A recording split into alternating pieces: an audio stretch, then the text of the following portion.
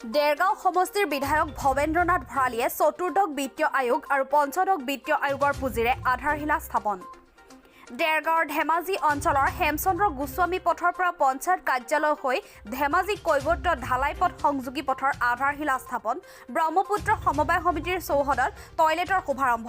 ধেমাজি কৈৱৰ্ত ৱাৰ্ডৰ দেৰগাঁও সমূহীয়া স্বাস্থ্য কেন্দ্ৰৰ সমীপত বজাৰ গৃহৰ শুভাৰম্ভ। ধেমাজি সামূহিক স্বাস্থ্য কেন্দ্ৰৰ ৰাজহুৱা অনাময় ব্যৱস্থাৰ শুভ উদ্বোধনকে আদি কৰি কেইবাটাও কামৰ শুভাৰম্ভ কৰে। উক্ত কাৰ্যসূচীত বিধায়ক ভৱেন্দ্ৰনাথ ভৰালীক সংগ দিয়ে কাকডোঙা উত্তৰ উন্নয়ন খণ্ডৰ বিষয়া মনীষ ভৰালী, পূব ব্ৰহ্মপুত্ৰ গাঁও পঞ্চায়তৰ সভানেত্ৰী ববী দাস, অগপৰ কেন্দ্ৰীয় সাধাৰণ সম্পাদক মহম্মদ নুৰুল চুলতান, সমাজকৰ্মী চাহাবুদ্দিন আহমেদ, জ্যেষ্ঠ অগপ নেতা তথা দেৰগাঁও অগপৰ বিধান পৰিষদৰ উপদেষ্টা নিতেন ঠাকুৰ, যোৰহাট জিলা অগপৰ সম্পাদক গৌতম দলে, যুৱ পৰিষদ দেৰগাঁও বিধান পৰিষদৰ সম্পাদক আলাউদ্দিন চুলতান, আজিজুল হুছেইন, হেমকান্ত পাছুং, বিক্ৰম দাস, আনন্দ দলে আদিয়ে। আজি আমি পূব ব্ৰহ্মপুত্ৰ গাঁও পঞ্চায়তত তোমাৰ হেমকান্ত আছে নহয়? পূব ব্ৰহ্মপুত্ৰ আহিব দিয়া পূব ব্ৰহ্মপুত্ৰ গাঁও পঞ্চায়তত আমি 4টা কাৰ্যসূচী আমি আৰম্ভ কৰিলোঁ।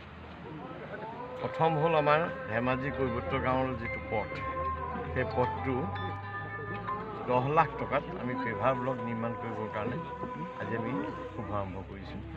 সেই পথটোৰ এচোৱা আগতে বনাই থোৱা আছে, ইটা ব্লক দি পেলাই বনোৱা আছিল। সেইখন পেভাৰ ব্লকৰে সুন্দৰকৈ নিৰ্মাণ কৰা হ'ব। প্ৰায় 10 লাখ টকা, 5,000 টকা কম, 9,95,000 টকাৰে 187 মিটাৰ দীঘল সেই পথটি নিৰ্মাণ হ'ব। আজি তাৰ শুভাৰম্ভ কৰিছোঁ। দ্বিতীয়তে আমি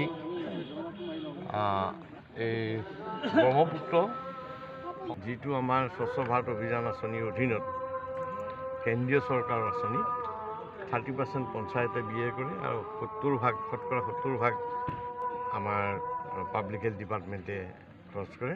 তাৰ অধীনত আমি এটা টয়লেট ব্লক আমি আজি উদ্বোধন কৰিলোঁ, ৰাইজৰ বাবে উৎসৰ্গা কৰিলোঁ। মই আশা কৰিছোঁ এইখিনি ৰাইজৰ হিতৰ বাবে যিখিনি আঁচনি আমি লৈছোঁ আজি, সেই আঁচনিখিনিৰ জৰিয়তে এই অঞ্চলৰ পূব ব্ৰহ্মপুত্ৰ পঞ্চায়তৰ ৰাইজ উপকৃত হ'ব বুলি আমি আশা কৰিছোঁ।